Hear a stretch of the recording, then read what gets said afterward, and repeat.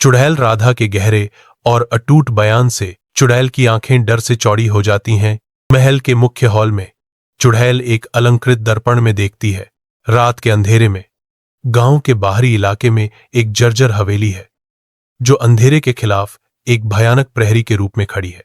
इसकी छायादार खिड़कियों से अजीब नाचते हुए भूत और धीमी फुसफुसाहटें निकलती हैं जो डर की एक ताना बाना बुनती हैं।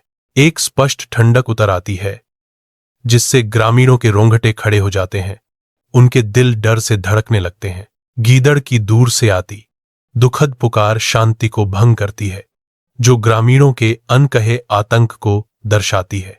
चांदनी एक शानदार हवेली के अंदरूनी हिस्से को नहलाती है जो काव्या के दीप्तिमान चेहरे को रोशन करती है जो खुशी और प्यार से जगमगा रहा है।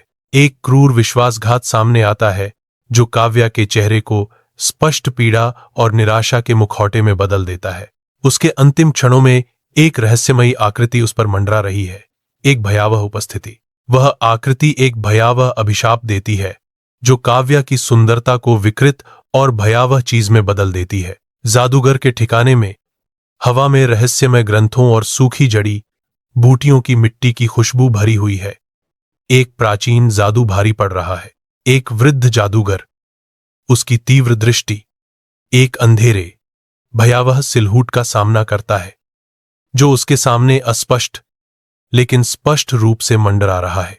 जादूगर की गहरी गुंजायमान आवाज रहस्यमयी हवा में गूंजती है, घोषणा करती है, तुम केवल गोरे बनोगे। वह आगे कहते हैं, जब एक जीवित लड़की की सुंदरता आप में विलीन हो जाती है। शब्द एक भयावह भविष्यवाणी के साथ गूंजते हैं। गांव की गलियों में युवा लड़कियां एक भयावह धीमी गति से चलती हैं। उनके कभी जीवंत चेहरे अब पीले और निर्जीव हैं। हवा में एक व्यापक उदासी छाई हुई है, एक स्पष्ट भय जो गांव के हर कोने पर छाया हुआ है।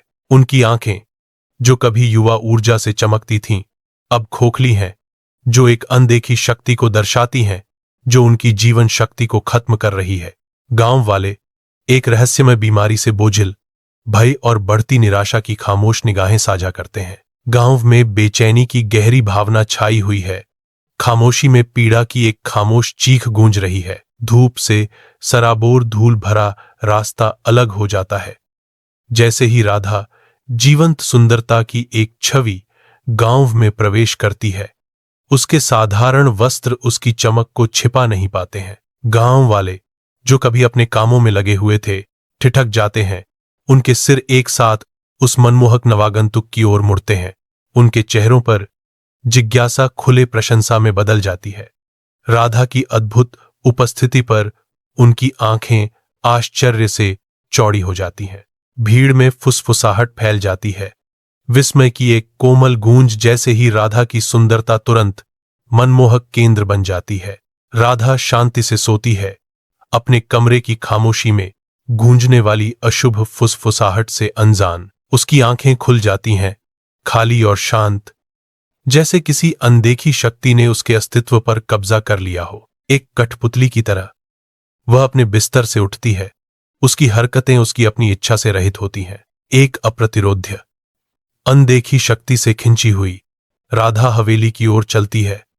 रात में एक भयावह प्रेत राधा हवेली की दहलीज पर हिचकिचाती है। उसका प्रवेश रात में एक अंधेरे खामोश मुंह की तरह दिख रहा है। जैसे ही राधा अंदर कदम रखती है, एक ठंडी हवा प्राचीन हॉल में सरसराहट करती है। एक असहज ठंडक उसकी हड्डियों में समा जाती है। दमनकारी अंधेरे से एक भयावह छाया उभरती है जिसका रूप अस्पष्ट फिर भी भयावह है। दो द्वेषपूर्ण लाल आंखें अंधेरे को चीरती हुई राधा पर एक अटल भयावह तीव्रता के साथ टिकी हुई हैं। हवेली का भव्य हॉल चांदनी से ढका हुआ है। आसन्न विनाश का एक भयावह दृश्य। एक काली आकृति अस्पष्ट और भयावह राधा के करीब आती है। डर से हवा ठंडी हो जाती है। राधा सहम जाती है। उसकी आंखें डर से चौड़ी हो जाती हैं। फिर भी उनकी गहराई में एक विद्रोही चिंगारी चमक उठती है। द शैडोवी फिगर डिक्लेयर्स, मुझे तेरी सुंदरता चाहिए, तभी मैं फिर से गोरी बन पाऊंगी। शानदार हवेली के मुख्य हॉल में राधा नए संकल्प के साथ खड़ी है। उसका चेहरा अटूट दृढ़ संकल्प का मुखौटा है। उसकी निगाहें क्रूर और अडिग दुर्जय चुड़ैल पर टिकी हुई हैं, जो उसके मूल तत्व को चुनौती दे रही हैं। राधा की अप्रत्याशित शक्ति से क्षण भर के लिए स्तब्ध चुड़ैल चुप हो जाती है। उसकी शक्ति डगमगा जाती है। राधा की आवाज स्पष्ट और गूंजती हुई भव्य हॉल में गूंज रही है। वह कहती है, सुंदरता रंग से नहीं बल्कि दिल से होती है। उसके शब्द एक शक्तिशाली सच्चाई हैं। चुड़ैल राधा के गहरे और अटूट बयान से स्पष्ट रूप से प्रभावित होकर पीछे हट जाती है। हवेली के विशाल हॉल में राधा के कांपते हाथ एक प्राचीन धूल से सने दर्पण तक पहुंचते हैं। वह दर्पण को जकड़ लेती है। उसकी सतह बरसों के भूले हुए रहस्यों से ढकी हुई है। साहस के साथ राधा ने दर्पण को धमकी भरी चुड़ैल की ओर धकेल दिया। चुड़ैल की आंखें डर से चौड़ी हो जाती हैं, क्योंकि उसकी अपनी काली राक्षसी परछाई उसे घूर रही है।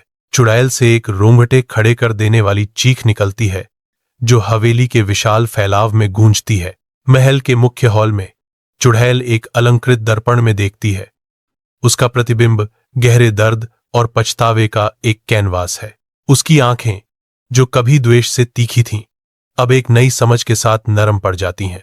वह समझती है कि असली बदसूरती कभी उसका काला रूप नहीं थी, बल्कि वह नफरत थी जिसने उसके दिल को जहर दे दिया था। एक अकेला आंसू, दुख की एक नदी, उसके गालों से नीचे उतरता है, मंद प्रकाश को दर्शाता है, और आंसू बहते हैं। दुहक का एक सैलाब बरसों की कड़वाहट और दुर्भावना को धो डालता है। चुड़ैल का चेहरा, जो कभी बुराई से विकृत था, अब एक दिल दहला देने वाली भेद्यता और दुख व्यक्त करता है।